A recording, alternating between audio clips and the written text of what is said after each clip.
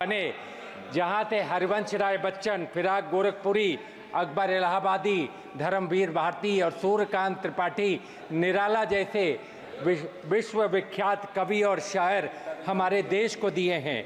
मैं आज इस सरकार के पेश हुए इस कुर्सी बजाओ बजट जो पेश किया गया है, मैं 4 पंक्तियों से इस पर शुरू करता हूं। डबल इंजन वाले डर गए, चुनावी वादे से मुकर गए, कुर्सी की लोभ में मर गए और गिरने की हर हद से गुजर गए। इस सरकार का ये हाल है। भारत के इतिहास में इतना दिशाहीन बजट कभी नहीं आया। और मैं आपसे कहना चाहता हूं अधिष्ठाता महोदय, जिसका मकसद सिर्फ और सिर्फ कुर्सी बचाना है और इस बजट ने देश हित में कोई ऐसा काम नहीं किया है, कोई ऐसा काम नहीं बताया, ऐसी दिशा नहीं बताई जिससे देश आगे बढ़ सके। ये अपनी नीतियों और कार्यक्रमों का नहीं, ये खाली अपने जो सरकार के सहयोगी हैं उनके कहने पर, उनको बचाने के लिए, उनको आगे बढ़ाने का बजट है। इस बजट से खाली अपने जो मित्रों को फायदा करने का बजट है। इसलिए मैं कहना चाहता हूं, इस बजट ने शिक्षा के क्षेत्र में जो पैसा कम किया है ये दुखदाई है, पीड़ादायक है। मात्र 2.5% जीडीपी का आप शिक्षा को दे रहे हैं, जबकि अगर आप देखें तो चाइना 5% दे रहा है। चाइना में 56,600 करोड़ रुपया शिक्षा पर खर्च किया जाता है और भारत में 1440 करोड़ रुपया शिक्षा पर खर्च किया जाता है। फर्क तो 1% का है, लेकिन 1% का फर्क 40,000 करोड़ का फर्क लाता है। इसलिए मैं कहना चाहता हूं, आप शिक्षा को खत्म करके इस देश को आगे नहीं बढ़ा सकते। मैं एक लाइन से इस बात में आप लोगों के बीच कहना चाहूँगा, इल्म बढ़ाता है उसको कोई घटा सकता नहीं, ये वो दौलत है कोई चुरा सकता नहीं।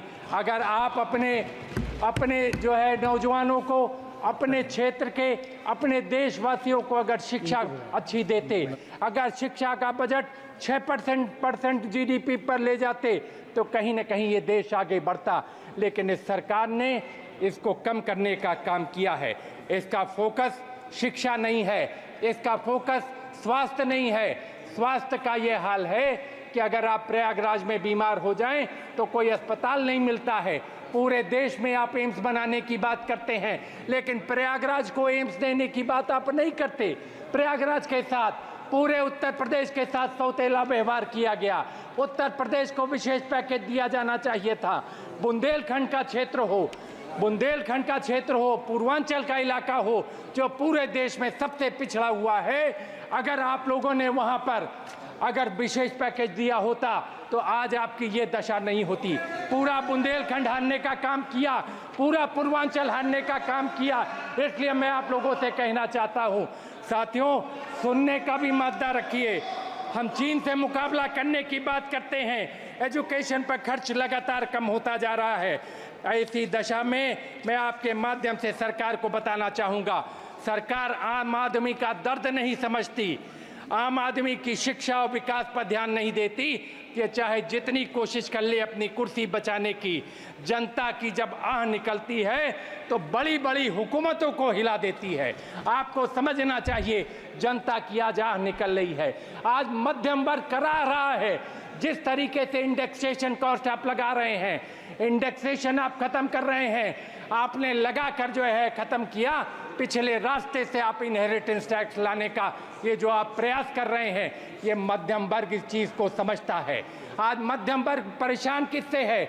इन्फ्लेशन से परेशान है, नौकरी न मिलने से परेशान है, उसके बच्चे बेरोजगार घूम रहे हैं उससे परेशान है। आज किसान किस चीज़ से परेशान है? जो लीगल गारंटी नहीं दे रहे हैं आप एमएसपी की, इससे किसान परेशान है। लेकिन ये सरकार इस बात का दर्द समझने को तैयार नहीं है। मैं आप लोगों से कहना चाहूँगा, जहाँ से मैं आता हूँ प्रयागराज की धरती से, वहाँ पर नैनी इंडस्ट्रियल एरिया है, लेकिन देश के प्रधानमंत्री जब बने तो उन्होंने कहा था कि इंडस्ट्रियल एरिया को रिवाइव करने का काम करेंगे। 2014 से 24 आ गया, एक भी इंडस्ट्री को पुनर्जीवित करने का काम इस सरकार ने नहीं किया। मैं सरकार से कहना चाहता हूं, अगर आप दोहरा रुख अपनाएंगे, सौतेला व्यवहार अपनाएंगे, तो कहीं ना कहीं जनता आपको दंडित करने का काम करेगी।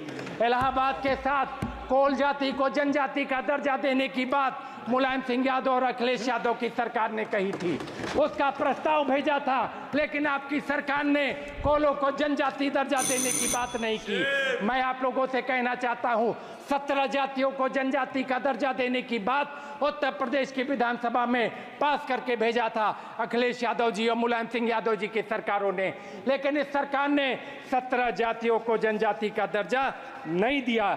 इसलिए मैं आप लोगों से बस अंत में एक बात कह के जो है, नज़ीर अकबरबादी का एक शेर की कुर्सी बचाओ सरकार को मैं चेतावनी देना चाहता हूं और अपनी बात को मैं ख़त्म करना चाहता हूं। अकबर नज़ीराबादी का शेर है जो आपके बीच मैं रख रहा हूं।